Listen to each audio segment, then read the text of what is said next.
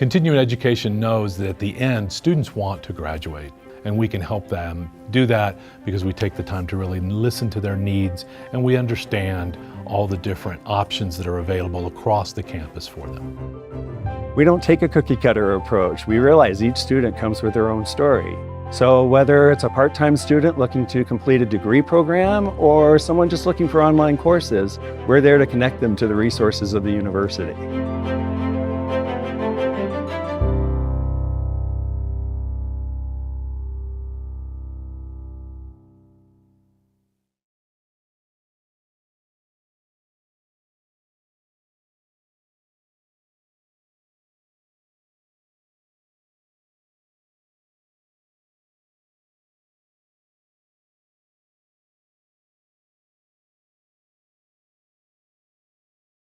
Varelas. I am the Youth Opportunities Program Manager for the City of Boulder, and I'll be moderating this panel today. For recording purposes, today is April 11th at 10:30 a.m., and this is panel number 18026, titled, Getting Out of the Way, Empowering Youth to Take on Global Change. Before we get started, the University of Colorado Boulder, Colorado's flagship university, honors and recognizes the many contributions of indigenous peoples in our state. CU Boulder acknowledges that it is located on the traditional territories and ancestral homelands of the Cheyenne, Arapaho, Ute, and many other Native American nations. Their forced removal from these territories has caused devastating and lasting impacts. While the University of Colorado Boulder can never undo or rectify the devastation wrought on indigenous peoples, we commit to improving and enhancing engagement with indigenous peoples and issues locally and globally. We will do this by recognizing and amplifying the voices of indigenous CU Boulder students, staff, and faculty in their work, educating, conducting research, supporting student success, and integrating indigenous knowledge, consulting, engaging, and working collaboratively with tribal nations to enhance our ability to provide access and culturally sensitive support and to recruit, retain, and graduate Native American students in a climate that is inclusive and respectful. One other thing I would like to mention is that we want to be sure you get a chance to ask questions. Here is how we'll handle the Q&A. We'll reserve the end of the discussion for that Q&A. We're using a note card system to receive questions from the audience. At any time in the session, simply raise your hand to request a note card and pencil from one of our producers. Please write legibly. If you are a student, please note this in your question on the card. When you finish, raise your hand to hand it to the producer who will bring it up to me. I urge everyone to please make your questions brief and to the point. And now I'd like to do brief introductions of each of our panelists. For more information, you can find their full bios on the CWA website. And I'll be going down the line to make it easier. So first we have Maya Ward from the 92NY School Engagement Arts Department. The 92NY advances arts in an equitable manner for youth and teens.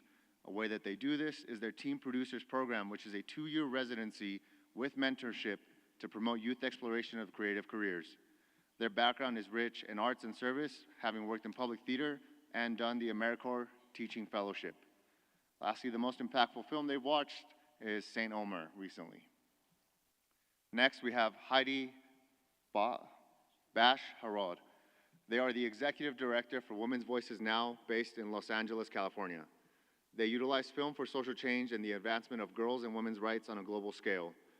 They are a Daytime Emmy winner for producing Girls' Voices Now in a collaboration with Here Media.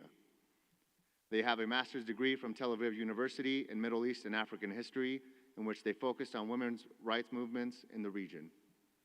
Next, we have Devin Gray. They are the president of End Poverty in California, EPIC, and they advance policy focused on equal opportunity for all and changing narratives surrounding poverty. Previously, they've been on the administrative staff for Governor Gavin Newsom. They've been a policy advisor for Beto O'Rourke's presidential campaign, focusing on gun safety and criminal justice reform strategies. Lastly, we have Wisdom O. Cole. They are the National Director of the Youth and College Division for the NAACP. They have campaigned for the cancellation of student debt, removing police from schools, and increasing voting access for young Black people. They have been named in Politico's Recast Power List of 2023, which highlights leaders that change the world through race and politics. With that, I would like to open it up to our panelists. to give some opening statements on our subject, which is empowering youth to take on global change. First? Whoever would like to go first. Start over here. I'm happy to kick us off if that's helpful. As was said, my name is Devin Gray. I lead an organization called End Poverty in California, which tries to think about, in a state like California that has so much wealth and has so much political capital and all of the resources that we would need to end poverty, why is it such that we have a state that actually has the highest rate of poverty when you take into account cost of living? And ultimately, the diagnosis that we make towards that is that we're making bad policy decisions that are informed by outdated narratives and stereotypes and beliefs around how economic mobility is achieved and why poverty exists for certain people and not others. I love the questions that are being posed by this panel because when we're thinking about the future that we want to shape for California and sort of by extension the rest of the country, obviously we recognize that the status quo isn't working, and it's certainly not working for young people. And asking the question of what can we do to empower young people to take leadership positions both domestically and around the world, I think the thing that kept coming back to me was really is the question, not what do we need to do, but are we providing the right conditions to allow for young people to ascend into positions of power? And the way that I look at it, and I think we all share this view, is that we aren't creating conditions that are enabling young people to amass power and success and wealth such that they can ultimately lead. And I think those conditions aren't just economic, they're political conditions. I think it's very obvious that people feel that they aren't engaged in the political system. We have an electoral college that doesn't value, individual votes. We have a Senate that's disproportionate, and I don't just say that as a Californian that is sort of disenfranchised in the Senate, but I think that's something that many people feel. I think people are, the social conditions, the spiritual conditions, all of these things disempower young people to ultimately take positions of leadership. And obviously my work focuses on those economic conditions, but I think they're all really linked, and I think they have very similar root causes. We have an attachment to this idea that allows for us to have a hierarchy of human value. We have myths about why certain people are deemed winners in society versus losers in society. We have a really, I think it's a deep attachment to not seeing ourselves in other people, and I think that leads to policy choices and outcomes that ultimately disempower young people. So if we're creating a future where young people are going to have power, we also have to recognize that relative to previous generations, young people today have relatively less power. And I think that's because we are making policy decisions that force young people to start late in the power building work of their own lives. We think of what the American dream really includes for most folks. It's the ability to own property, to be able to own a home, to be able to start your career in a place where you're not having a negative net worth. And we've made policy decisions that saddle young people with inordinate amounts of student loan debt.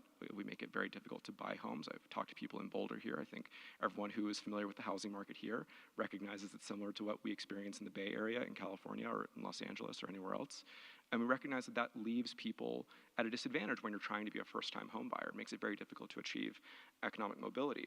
The home ownership piece, I think, is really relevant here because I think that if you're not able to have ownership over your economic trajectory, it makes it very difficult to have a stake in or to be able to be an owner over the political future of your community as well. And some statistics on home ownership, at least in California, and I think it really illustrates it. For folks who are between the ages of 25 and 35 in California, the home ownership rate is about 15%. In 1980, it was 40%. For folks between 35 and 45 in California, the home ownership rate is 40%. Back in 1980, it was 65%. Now, obviously, there have been a lot of economic changes that have taken place in California and elsewhere, but I think it's a really good illustration in the fact that we are slowing down the trajectory of young people, and I think that has knock-on effects into political consequences too. So I think the overarching point that I want to make here is that these are policy choices that we're making that are inhibiting young people from achieving power and wealth. And if we want to see young people take on leadership positions and have real power in the political arena, we have to ensure that they have power and agency in every arena of society, whether that be economic, socially, or otherwise. Thank you.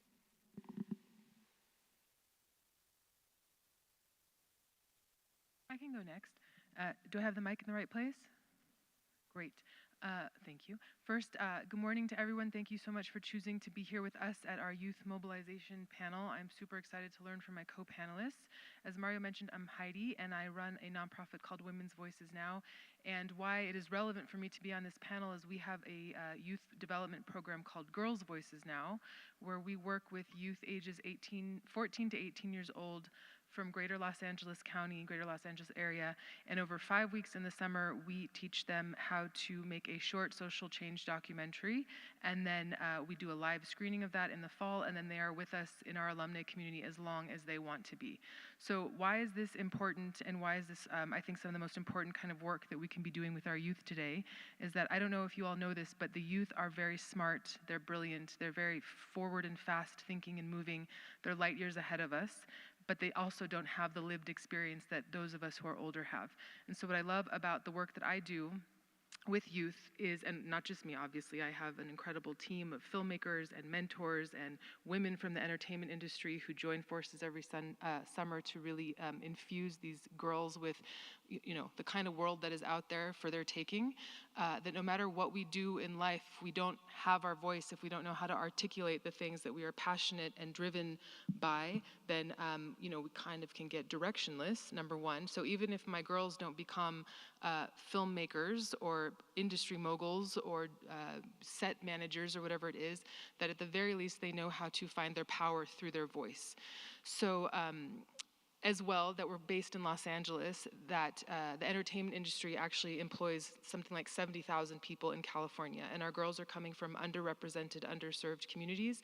That is such a golden opportunity for them, because you don't necessarily need a college education in order to go into the entertainment industry. There are so many below the line credits that you can go after, and it's really incredible to see that young girls who come from families who are struggling or trying to not struggle anymore, quite often these very girls are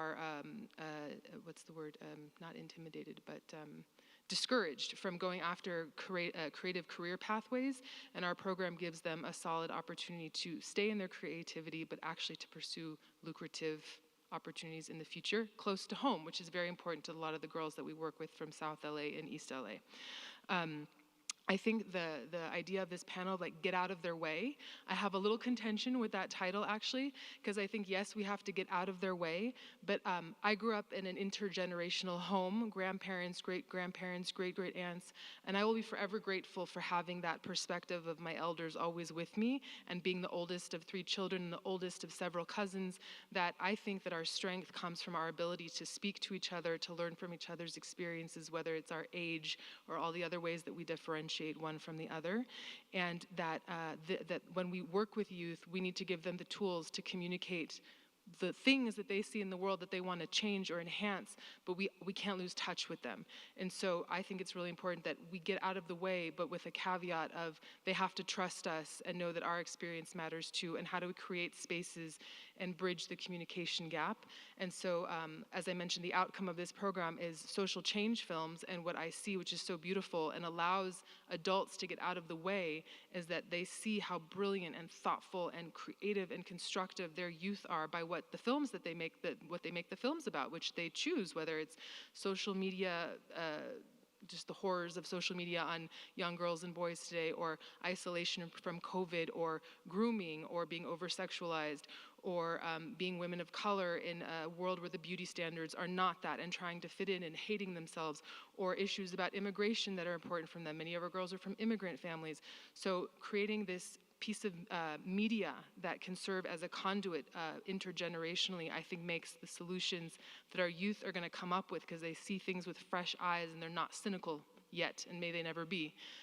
But then the solutions that they come up with, we can implement them and we can work together to move forward, and none of us will be left behind, and all the boats will rise, and all those other lovely cliches.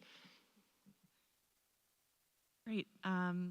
So I do some similar work to Heidi in that I'm working with young people in the sort of creative industries and kind of utilizing the arts to really work with young people to think about the questions of who am I in this world, what do I want to impart, what change do I want to make.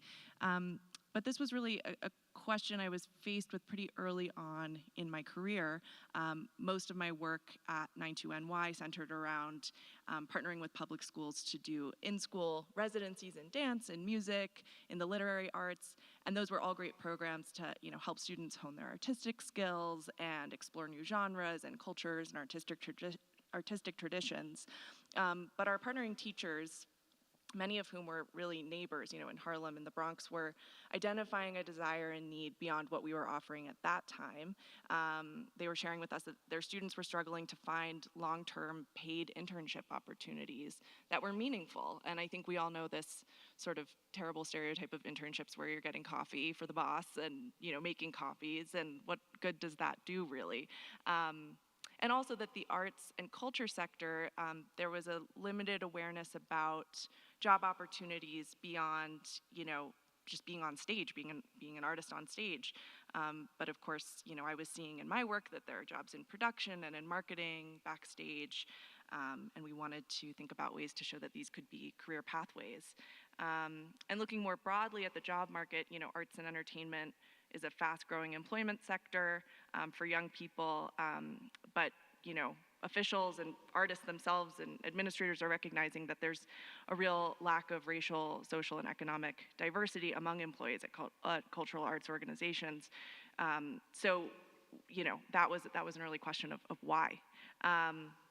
Out of all of this, a program called Teen Producers was born, and is really focused on introducing public high school students to career paths in the arts and really equipping them with marketable skills through internship placements and supporting their artistic development alongside that to think about what their careers could look like.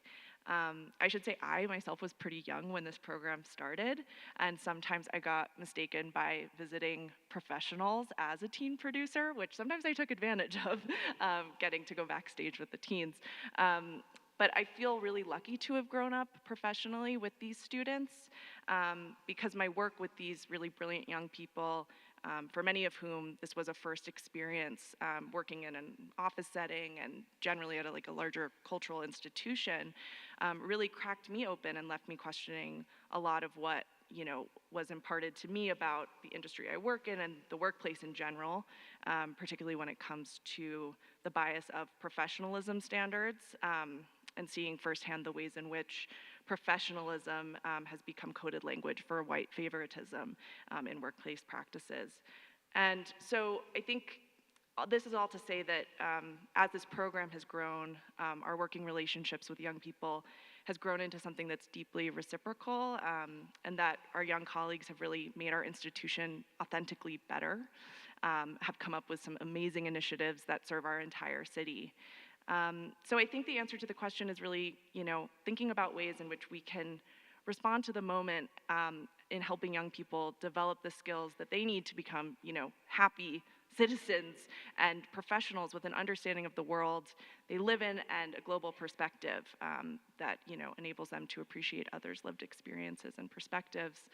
And this getting out of the way preface to the panel, I guess the way that I'm choosing to think about it is that I think in many ways, we as mentors, professional mentors, can impart the tools that we can. But alongside that, we really do need to make room to allow young people to weigh in, to innovate, and for us to listen, to really listen to their ideas and to think together about how we can support them to make those ideas a reality. Good morning, everybody. I said good morning, everybody. Good morning. There's so many of us here, we got to be here together.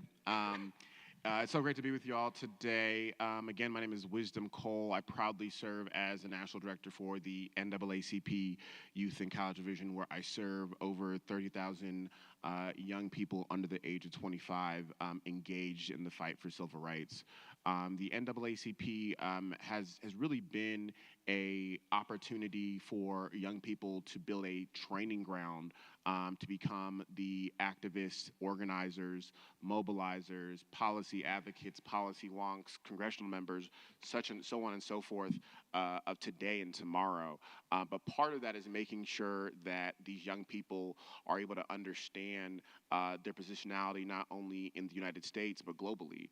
some of the efforts that we've done to make sure that young people are getting these experiences. About 2 years ago, we were able to take a delegation of 20 young people to Ghana for a cultural immersion experience. And part of that was really making sure that young people are not only just traveling to Ghana and having that experience, but also understanding and discussing the different policy implications and similarities both between the U.S. and Ghana. I think part of that is this idea of even understanding your own cultural heritage, some of the history that has been forgotten or taken away or is actually in real time being legislated away here in America. I think part of that is also understanding the different policy implications just here and abroad, right? You know, when we think about Gen Z, they are one of the most diverse generations in history. You know, when we're thinking about the period in time we're in, we have to be able to look and compare and contrast different ways in which we look at policy. You know, one of the key issues that I've been advocating for as a leader of the NAACP Youth and College Division has been around student debt cancellation. And I'm proud to say earlier this week, President Biden announced that 30 million Americans will be receiving some form of student debt cancellation, which is the largest amount of debt cancellation that has happened in American history. But even looking and talking to other organizations and other organizers, we had the privilege of hosting some organizers from the UK, and when talking with them about student debt, in their process, when they graduate from college, the student debt is automatically deducted from their wages, from their salary, right? They don't even have a choice or option to not pay back their student debt. And so part of it is making sure that we're also understanding what is happening both here in America and abroad. And I think that's what we're seeing even today when we talk about what's happening in Gaza. You know, we see young people engaged. We see young people feeling solidarity and sympathy and expressing that, you know, because we have social media and because we are more exposed than ever to what is happening, not only on our block, but across this globe. Young people are asking the questions, but also demanding more of those of us in leadership positions. You know, as a leader of a division, young people are questioning my objectives, are questioning my initiatives, are questioning my priorities because they are recognizing that they are more invested in things that are happening not just here in America, but across the globe. And so part of what we have to do is build an infrastructure where young people have the opportunity to research, to discuss, to activate, to organize, and to challenge our elected officials. You know, millennials and Gen Z are the largest living voting bloc in America today. And so what does it look like if we were able to mobilize that bloc around key issues, both in matters of foreign affairs as well as domestic? I really believe that this generation is the generation that is an activist generation. You know, time after time, year after year throughout history, you know, from the 1960s to now, we've seen young people in college truly engage in a global perspective and demand more of our elected officials when addressing these issues. And so by continuing to create opportunities or atmospheres where young people get to travel, get to experience, get to create cultural immersion experiences, get to understand policy advocacy, I think we're going to be able to create a more culturally competent America where we are not just only engaging in the issues that are important to you and me, but issues that are impacting us across this globe. Great. I do have a couple questions to stir up some conversation between y'all. The first one, just to start off, is why do you feel we cut off the definition of youth at 18? What pros or cons do you see in expanding the youth classification to early 20s? If I can start this one, this is a good question because this is like a debate forever and a day in terms of like, what is a youth? So in my organization capacity, we define a youth as somebody who's under the age of 25. We've put that in our bylaws, we put that in our principles. That is what we define who is a youth within our organization. To me personally, I feel like you are no longer a youth after 30. You know, I think that there, and maybe youth, or we can say youth and young people. But I think that when we're thinking about issues that pertain to young people and access, right, you know, particularly between that age of 18 to 30, when you're thinking about young people who are in college as well as young people who are out of college, that is very much an exploratory place and space, right? You know, I think that there's opportunities for folks to really engage in this economy, develop their future, figure out what areas they want to lean into. But I argue that it's 30. I was at a conference maybe 2 weeks ago, and they said that 30 was, they said youth was under 50. And I was like flabbergasted, because I'm just like, I don't know if that makes sense to me personally. But, you know, people always say you're as young as you feel, but I think we have to really think about, and I appreciate Devin bringing up this point, particularly in terms of the abilities that young people have, right? There are legislation that is impacting young people's ability to operate in the system. When we think about people under the age of 18, right, in particular states who do not have the ability to vote, and so we talk about lowering the voting age, don't even have the right to pre-register to vote. And so part of this effort to even lowering the voting age and increasing the electorate, the opportunity for young people to activate in it. Somebody messaged me on LinkedIn saying, hey, thanks for advocating for young people 16 and over to vote. What do you think about children voting? I'm not sure. You know, those are some things that we have to explore, but I think part of what it is what is young people's access to power, right? And I think based on your age, based on your time, based on what has happened within your livelihood, and that can be different for different people, younger people tend to have less access to power and are in a place where they are momentum building. I think that last line summarizes it so well, right? Like, it really is about, like, who do we sort of bestow power upon, and are we making structural decisions in our policy choices to enable the populations that we want, which I think for all of us, we're all invested in young people having more agency and having more power. Like, are we going to make the decisions to actually enable that?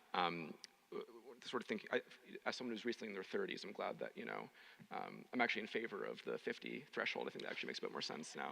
And maybe when you're 45, you'll start to think that as well. But, you know, I think additionally, a lot of the work that we do at EPIC focuses on expanding the safety net programs that we have both in the state of California, but also federally. It's not just, you know, it's not just the welfare programs, it's not just the food stamps or Section 8 housing. It's, you know, when we're designing a given policy, like a guaranteed income pilot or a benefit to foster youth, we have to be really intentional about what the outcomes are that we're trying to achieve. And I think it's a really positive step that, you know, in the last couple of decades, or last decade or so, we've expanded the definition of, or not the definition, we've expanded eligibility for foster care services to folks who are over 18, because we kind of recognize that, you know, if you're someone who's in the foster system and you turn 18 and then suddenly you're on your own, you're going to flounder, and we see the actual consequences of that. I think it's a shocking statistic that I think over half of people who are unhoused in California have had interactions with the foster care system. So we recognize there that, okay, if we define young people as 18 and below, we're going to have horrific externalities from the policy decisions that we're making. So part of it is, you know, a values proposition of who do we want to actually benefit from programs, but it's also a pragmatic question of what are the outcomes that we want. And if we want a certain outcome, we have to make sure that the inputs that we're making and the decisions and the definitions that we're making for who counts for a given program are actually aligned with the outcomes that we want to see. But it really is all about power at the end of the day.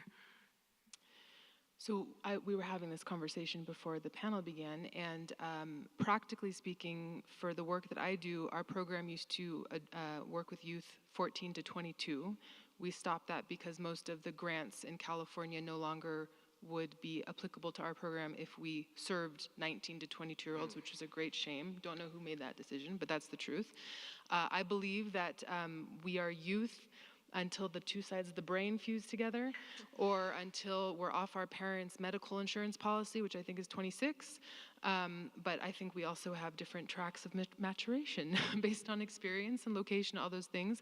But I do wish that there was a more universal definition of youth, at least in this country, that would probably go from 14 to 26, so that these kinds of programs that might address people who fall in between the cracks or didn't quite get the opportunity they needed when they needed, or maybe they had to work instead of doing an internship or a program for professional training or all the things.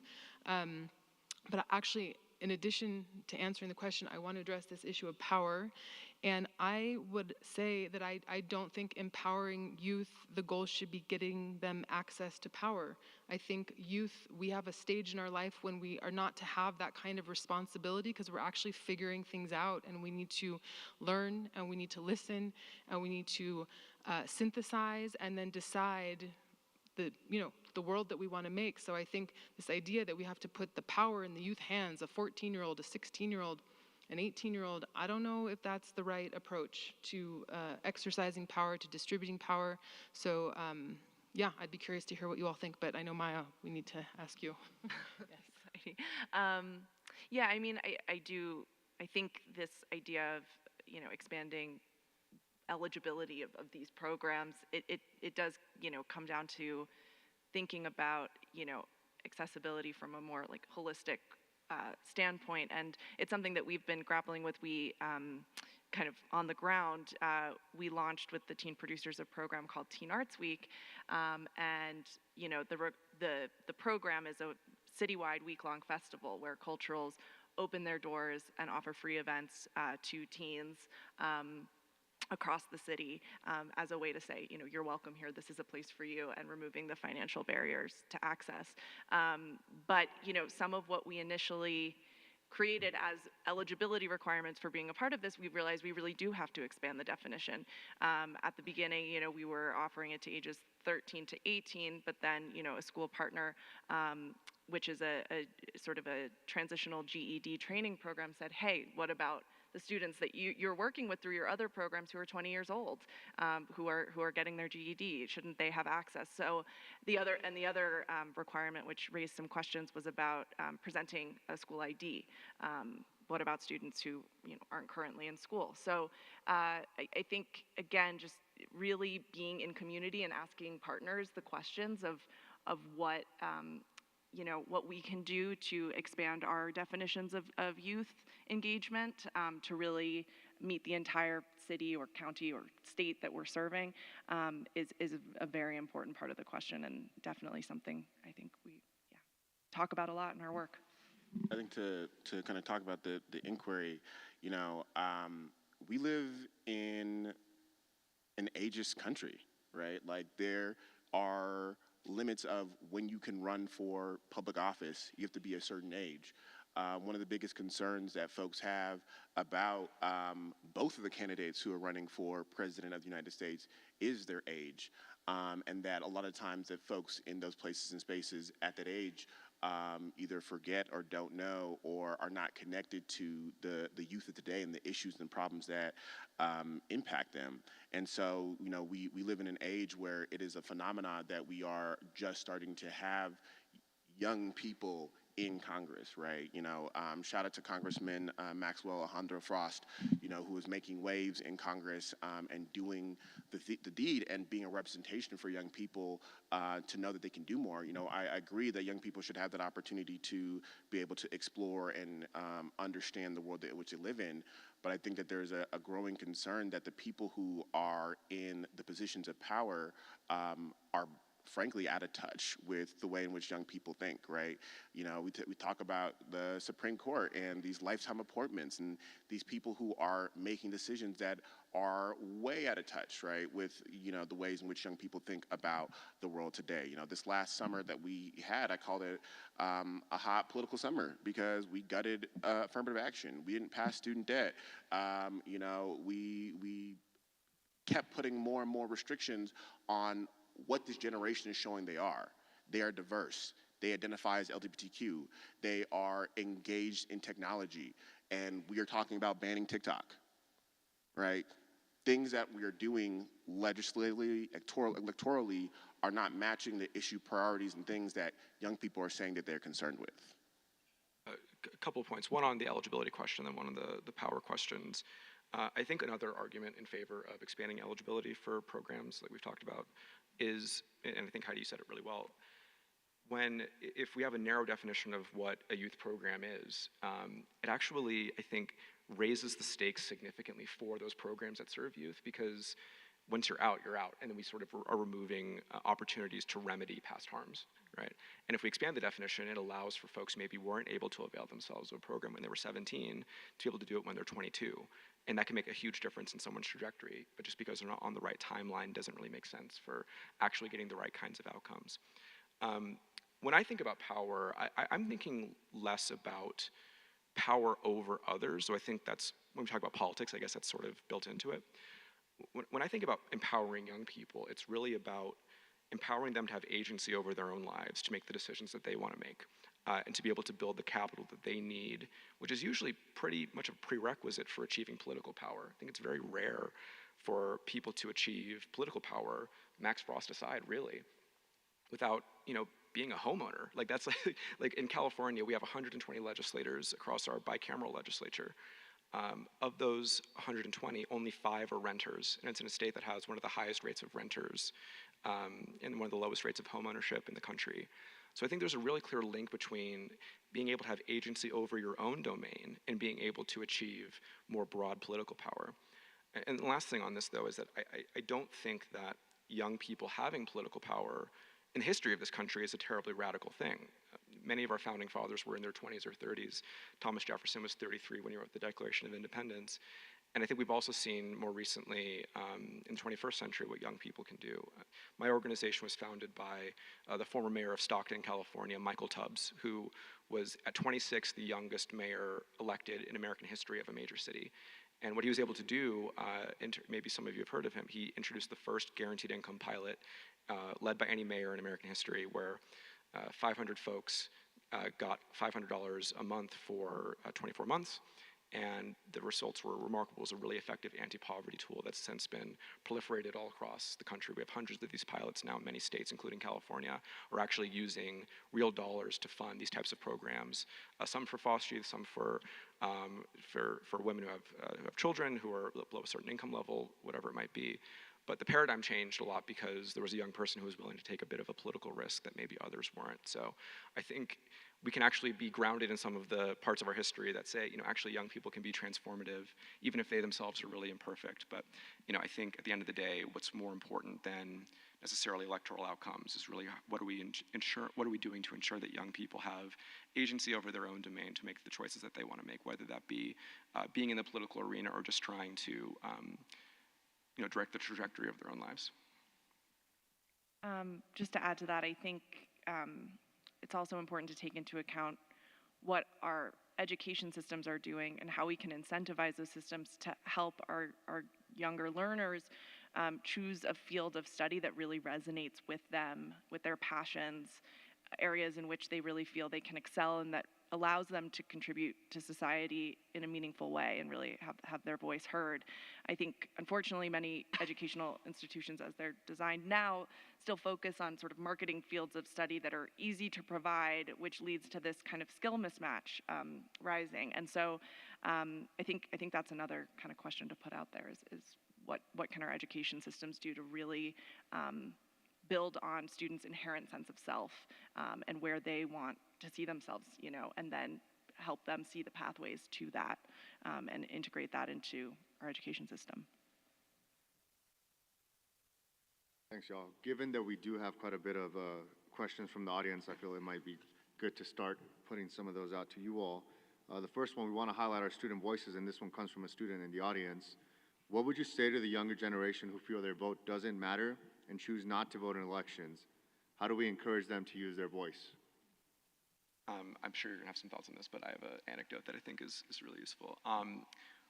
We've seen some really close elections have massive consequences, and I know I talked a bit earlier about certainly in federal elections, many of our democratic institutions are not quite so democratic, right? We have a popular vote that doesn't count for much in presidential elections. We have a Senate that's not apportioned more by land than people, and I think those are very credible reasons to feel disengaged with the process. However, elections have massive consequences, and maybe some of you all saw the news out of Arizona recently, where their Supreme Court, citing a law that was from the 1860s, prior to Arizona even being a state, said that it was fine for them to enact a statewide abortion ban. And their Attorney General said, no, I'm not going to do that. That's crazy. This is a law that's older than Arizona's statehood, and it's draconian, and we're not going to enforce this despite what the state says. She won by 280 votes in a statewide election. extraordinarily close election, infinitesimally small margins. And the difference between her winning and her losing has extremely tangible outcomes for people. So I don't think that we can ever become disillusioned with the consequences of elections, even if we can become disillusioned with the structures that govern our elections. I think our votes are still extraordinarily consequential. Agree with Devin. I think all elections have consequences, and there's examples around this country that show those small margins. But I also think about all of the voter suppression that is happening to keep you from voting, to keep you from exerting your voice. I got a call this morning, from folks in Arkansas as they are working to make it illegal to take an AP African American Studies class, right? Diversity, equity, inclusion is on the ballot. There are so many priority issues that are on the ballot, but I also want to affirm young people in the way that they're feeling about this election. It is difficult, right? As a person who lives, eats, breathes, and sleeps this work every single day, this is a really difficult election because it feels like folks who are in the position of power, like I said before, are not representing our best interests, and that when people are in these positions and get elected over and over and over again, they choose not to act. And so part of what we have to understand is that, one, it's not just about the federal election. Local elections matter. There's elections every single year, never called it an off year. There's ways to be civically engaged 365. But part of the process of voting is making sure that we are addressing the issues that are most important to you. And the only way that we can get to a place, and me and Heidi were having a conversation last night with a student here at Boulder, where we want to be able to create a place where you can vote for the person that you care about, that you vote for the person who most aligns with your issue. But the way that we get to that is not by you leaning out of the process. It's by you leaning in. It's about you doubling down. It's about you being engaged, not just during election season or an election day, because I know, just like everybody else, I'm tired of elected officials coming into my community 2 weeks before saying, I'm promising you this, promising you that, and then not coming through, right? We have to make sure that we are accountable and keeping them accountable by making sure they actually have policies and plans.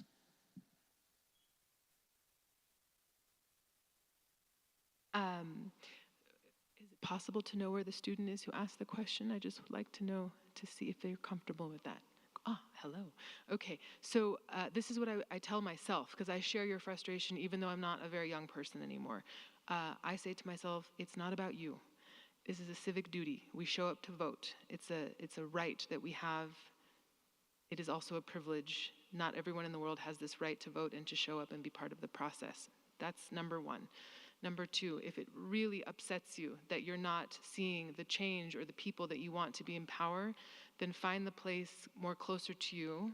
Like Wisdom was saying, local politics, lots of amazing things happen locally. I think actually for me, again, speaking to myself, there is beautiful synergy and there is active civil society happening at the local level, and you can affect change and you can become a candidate yourself. My coworker, my programs director, she's the vice mayor of West Hollywood.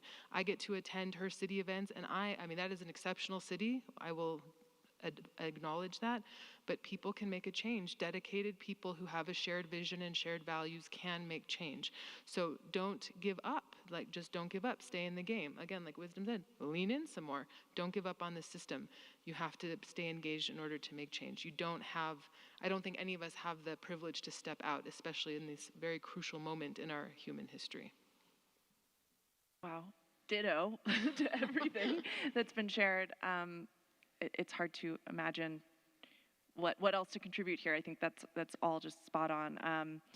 I guess maybe a tangible resource I'd offer is a program called Run for Something, which highlights young Americans who are running for office at the local, state, federal level, who are really making waves and change. It's quite inspiring to see that trend across the states, and yeah, it's been a wonderful resource for me.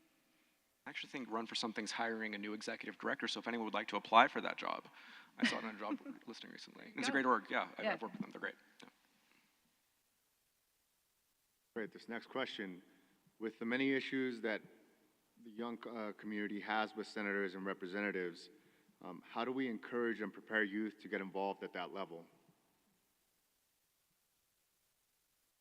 I think part of getting involved at that level, and there's so many opportunities. I think somebody, Charlotte, in the room, just actually came back from DC and was meeting with some elected officials. But I think part of that is, one, elected officials work for you, right? And so part of that process is also making sure that you are maintaining that relationship.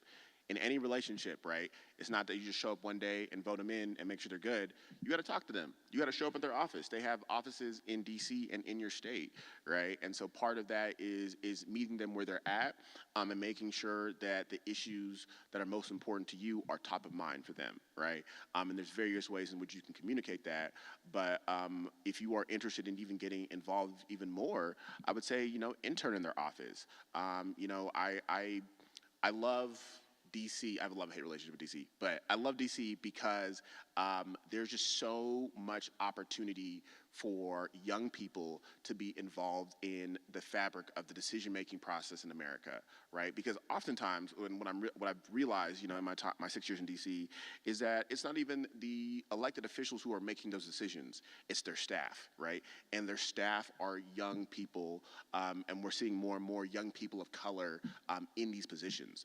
Some of my favorite times in DC is the summer interns, right? The summer interns come together, they're on the Hill, they're working in nonprofits. I'm taking on 2-3 interns this summer as well, and they are figuring it out, right? They're figuring out how to move the levers of policy, of change, and that requires people power in it, right?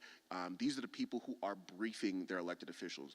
These are the people who are saying, hey, this is the issue that is coming from our state. These are the issues that our partners are saying are priorities. These are the issues that are moving right now that we need to address and that we need to speak up about. And these are the places and spaces that you need to be in if you want to win again, if you want to continue making change. And so I really encourage every person to find the way that you get civically engaged, right? Again, it's not just about the election. It's not just about voting on November 5th.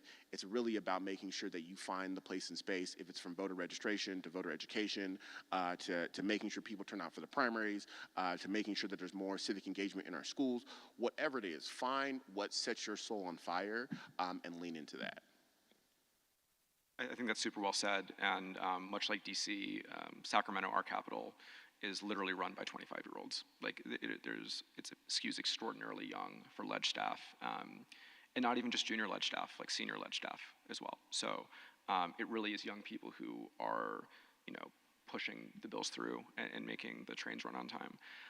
The other thing I'll add, just very briefly, is that I think every successful political movement and every successful mission to get a given bill passed or a package of bills passed is done in coalition, not just among advocates. It's advocates, it's grassroots organizations, it's policymakers, it's the academics. It's really, it's got to be a comprehensive strategy to be able to have a variety of stakeholders involved. And to your point, Wisdom, I think that what that does is it provides more entry points for young people to get involved, because you don't necessarily have to be a ledge staffer to have agency over the legislative process. You can be with an advocacy organization. Additionally, the other thing I'll add is, especially for young people, we've talked a lot about power, right? About young people having power, not having power, how to find your power. I think at the very least, what young people have is an ability to have collective power where you can have power in numbers.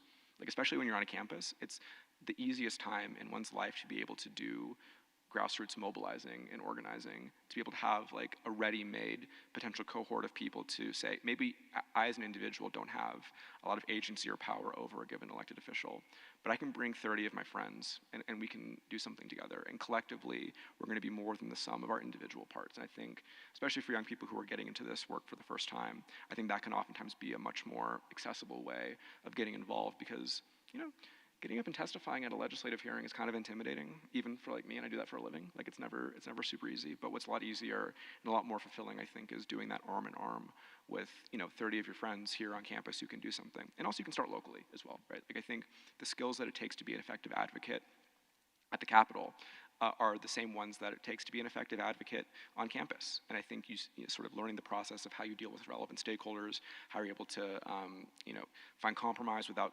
sacrificing your values and intentions. I think those are all skills that could be sharpened when someone's still in school.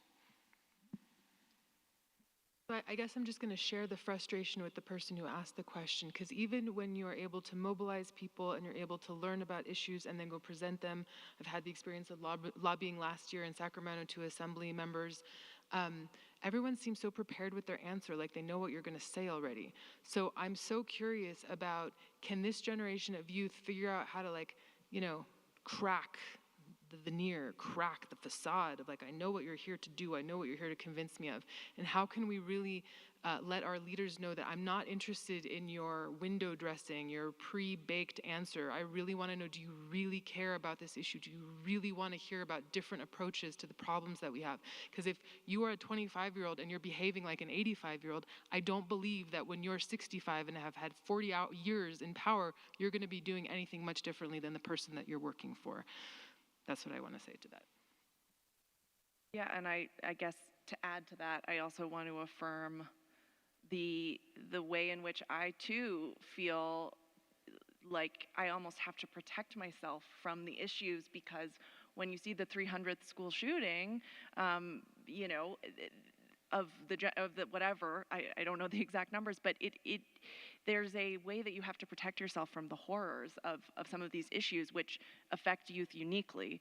And so I would just say, thank you for even engaging in this question, for being here, for continuing to show up, because it is very frustrating to meet with officials and get that facade and get that kind of canned answer. But that fight to continue to push is so needed, and just affirming the way in which it can grate on the soul, but your involvement is so important. And to the point around even school shootings, right? I want to shout out another state legislator, Justin Jones and Justin Pearson in Tennessee, right? When I see these young people who are also part of Gen Z in these positions of powers who are fighting against an indomitable force, right? When there were shootings happening in their state, they sat in with activists and organizers and are fighting every single day in their state house and their state legislature to ensure that the policies that protect our people are being in place. Even if the folks are looking at them like, you a little kid, sit down, right? Like the disrespect that they give to young people in these places and spaces is atrocious. And so the only way that we're able to change it is through coalition, right? It's not just a legislator, but it is the young people from March for Our Lives. It's the young people who are working in various gun violence organizations together who are going to say, we're going to take action, we're going to speak up, and we're also going to sit down until you actually make this happen. I also just want to add, thank you, yes, that climate change is another thing that comes up when I talk to my students as an issue that has been just criminally, we haven't been given the right answers. And so I think I would also encourage young people to think about, in this kind of digitalized global age, that the next generation of young citizens will be creating new jobs, not just seeking them, and really collaborating to innovate here in this arena. And so I guess I would also encourage you to not stop at the answers you've been given by, the electeds in office as the solutions, to keep thinking about, solutions outside of that, because your generation, unfortunately, will be faced with this in a way that, older generations won't. And sorry about that, but it's important to keep innovating and questioning those answers. One thing I'll add, and I'll be brief, and it's trying to be slightly more optimistic than maybe I have been. Elected officials themselves aren't a monolith, right? There's a ton of variety in the receptiveness and willingness to engage in young ideas, even if they themselves aren't young. And I think, again, to Wisdom's point, actually to everyone's point, I think we've all sort of touched on this. Politics is sort of a game of addition, right? We, as advocates, have to be able to bring capital and power to a given legislator who maybe is more receptive to an idea and is willing to go to bat for you, but they're not the chair of the relevant committee, right? Or they're not, in leadership in the legislature, or they don't have the ear of the governor, or all of these things. So it really is, I think, a matter of trying to find the right entry points, because I think for any given issue, really, there's probably going to be a member of a large legislature in a state body or a member of Congress who is receptive. But it's a question of what can we bring to help them, because it really is a team sport at the end of the day. So, I think we talk about young people having power. Young elected officials often don't have power because they're really junior, right? And we sort of have this ageism built into the political infrastructure that rewards seniority. And there's reasons for that, obviously. It's not necessarily a naturally pernicious thing, but it does have consequences where someone like Max Frost is going to be at the bottom rung because he's new, right? And someone who's been there for 40 years is going to be the one who's chairing the committee, no matter what sort of the merits are of their ability to shepherd good legislation forward. So we've got to help out the legislators who are willing to go to bat for us by being able to provide some additional capital too. But we can do it as a team, and I think that's really the orientation that we have to take towards the work. Great. Let's move away a bit more from the legislation and the legal side of things. One of the questions that we have is from an audience member who is a director for the Conscious World Foundation. So their foundation is to train 18 to 25-year-olds in 100 countries to become the next generation of conscious leaders to create a world in which all thrive. Their question regarding this is, what would you include in these transformational trainings to have them be leaders? Thank you for that wonderful question. Yes, hi. Communication, conflict resolution, facilitated dialogue, strengthening the muscle of hearing something that you don't agree with and being able to stay with that discomfort and respond to someone respectfully and share your point of view and not go in with the intention of changing someone else's mind, and having the audacity to think that maybe if we meet somewhere in the middle, we might actually have the answer together, and that I don't know more than you, you don't know more than me, and maybe this problem is much more difficult to solve than I think it is based on where I'm coming from, and vice versa. And to be connected as conscious leaders, let's come up with it together. So communication, communication, communication. Yeah, I mean, I couldn't agree more. I think, we're seeing that social skills, these core skills of social emotional learning that, again, we need more of in education, are rising in labor market relevance. Tomorrow's citizens will need to not only think for themselves, but to join others with empathy in work and in citizenship. And I think, innovation is rarely a product of isolation. It always happens, I think, in community to some extent. So I think, it's really an outcome of how we share and integrate knowledge and, leave space for others' experiences, not just our own. Say some of the things that I'm learning now and thinking and talking to my young people about is preventative diplomacy, the art of negotiation, and digital literacy.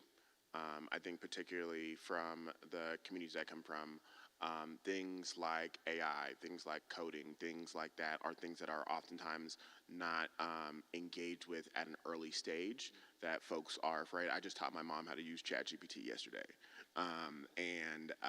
I think that it's really important for folks to be able to know how to use these tools in conjunction to the ways in which they are engaging from a global perspective, because one, we're legislating around it. Two, these are ways in which we are able to get people up to speed and not be behind. But I also think that it's important to think about this comprehensively in whatever strategy that these young people are leading on. And last but not least, fundraising. Like, that is a skill that I am still learning at 30 and engaging, and I think that it's really important to think about that, I think, from all our perspectives of the work that we do, because that is how we get the job done. Sort of tie together, I think, what everyone's said. Like, the economy really does reward the skills that folks have talked about here, and I think particularly in a post-AI world, it's just those are going to be the value adds that people can bring, and I think that's the way that young people can ascend into leadership faster, probably, and find ways to leave their mark on the world, is by being able to navigate diverse coalitions of folks that they need to be able to find success. So I think everyone really hit the nail on the head. Next question we have is, youth are more multicultural than the older generation. How does that affect or change their point of view on the American dream and what's important to them?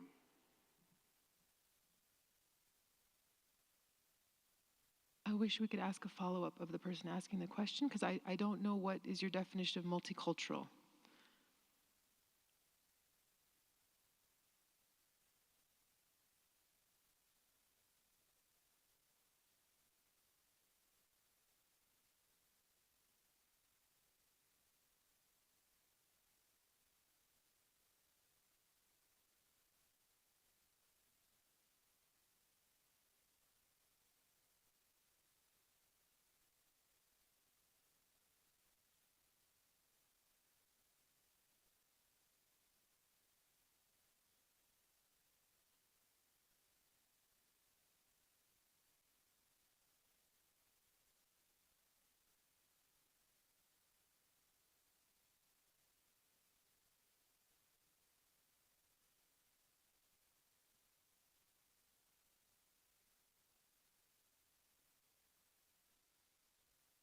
That's well said. And my take on this is that when we even like conceive of the American dream, right, like it really does have like a very like waspy sort of view towards it, right? Because it was conceivable to people who sort of had the infrastructure and the policy choices and all the rest that made that not a fanciful notion, right? And I think when we do two things at once, one, when the society becomes more diverse, but I think we also are being, we're more tolerant of being reflective of our history. We recognize that the American dream was like very limited in who it applied to, right? And not even just like going way back to slavery, but like, you know, the GI Bill, Jim Crow, everything, right? Like all the things that made the American dream like a super tangible thing. The investments that government was able to make in people were super limited. So I think that the challenge, right, is that if we want if we value the idea of the American dream, which I think is something that we can challenge in its own right, I think we have to ensure that it's not a fanciful notion, it's not a laughable notion to folks who look and say, well, the only reason that you got the American dream was because, you know, your grandpa served in World War II and then got like an interest-free mortgage and then was able to, you know, or you were someone who was, you know, benefited from the Homestead Act, or all these things that applied just to white people, right? And I think the consequence of that is, I think there's tons of knock-on consequences. Obviously, there's the inequities that yields, but then there's also the disillusionment and the belief that government can't or won't invest in me because of the history and the track record that I've seen. So all that's to say is I think that as America becomes more diverse and continues on this trajectory, we're sort of at an inflection point, right, where we can either say, we can either abandon the American dream because people are going to rightfully view it as something to be skeptical of because they don't see it as applying to them, or we can try to make sure that it's not a dream deferred and actually make sure that it applies to the people, to all people, and that we live up to the values that we espouse on paper but haven't always followed through with. So I love the question, so I really appreciate you asking that.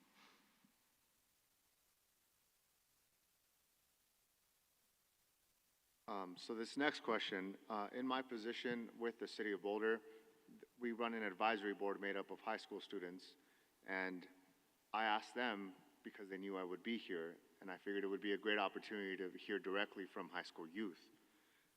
So the question that they posed for you all was, what is the biggest challenge you see youth encounter in the communities you serve that prohibits them from creating change? How can we work towards eliminating those challenges?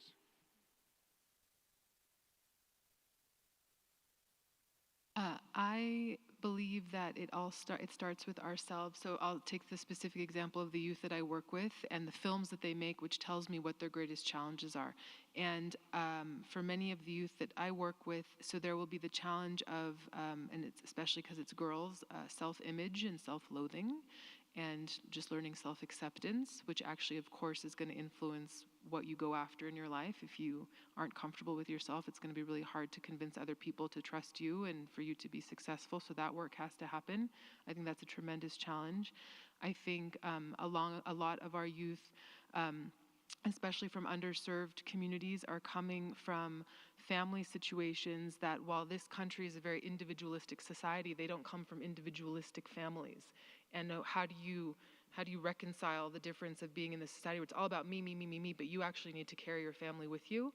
And how can you do that in a respectful way that you do your part to maintain your traditions, yet also to incorporate the benefits of being in an individualist society. So I think the greatest challenge is finding the balance between the old and the new, the constraints of one's family versus the dreams you have for yourself, and then ultimately just learning to love yourself. I mean, I work in creative space, right? So it comes down to like self-love and self-acceptance. I would say so. For me, I work with Black young people, and I am really, really, really worried about all of these attacks on diversity, equity, inclusion, on African American studies, on our history, on just these opportunities to engage with self. Right? I think that. When you learn about self, when you learn about history, when you engage in these spaces, you are empowered to act, right? I always say I've never taken an African American studies class, but I read a lot. And when I read a lot and I engaged in my own history, I became empowered to do something about it and to change the systems of power, right? Part of what I really want young people to know in this moment in time is that there is an opportunity to fight back. One, we've been here before and we've won. And so part of what we have to do is really take time to strategize, to build coalitions. I'm really invested, particularly for the next 4 years, in training and growing more organizers. I don't think we have enough organizers in the system. I think we have a lot of folks who like to talk. I think we have a lot of folks who like to be in those positions of power. But in terms of organizing and building momentum, I was at a SNCC retreat recently, and folks said, no one's been organizing, we've just been campaigning. And so what does it mean to actually build a continuum of organizers who are able to build power from the ground up and show, hey, we have all these people on our side who support this and are organizing for it and are actually building their own material conditions to get it, right? If you were going to be the person representing us, what are you going to do? Obviously, I lead an anti-poverty organization, so most of the folks that I talk to on a daily basis just don't have enough money, and that really inhibits young people's ability to do all that much. And I think the solution, to be super brief, is just give people money. Like whether it be through guaranteed income, whether it be through making the safety net more accessible and more robust, providing opportunities to have higher paying jobs, all these things, but we have to give people money. That's the end of the day. That's going to be the principal challenge for young people, and I think especially in a place like California that has massive amounts of youth poverty, it's the issue that we come across the most.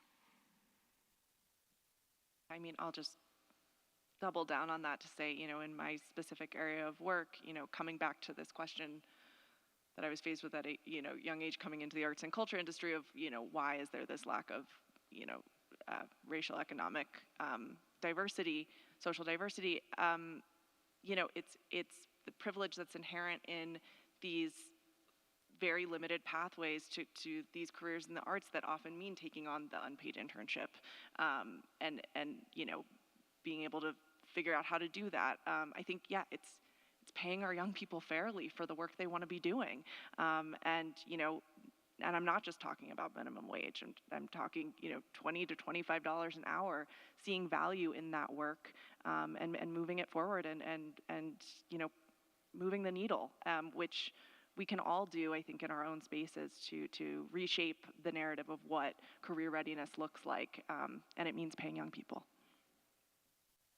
Great. Well, with that, we have come to the end of our time.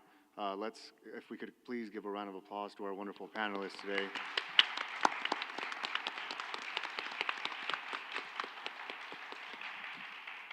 Just quick reminders, if you would like to learn more about them or like to see their bio, once again, please visit the CWA website. Again, thank you very much for being here. We greatly appreciate it, and we hope you have a great rest of your day.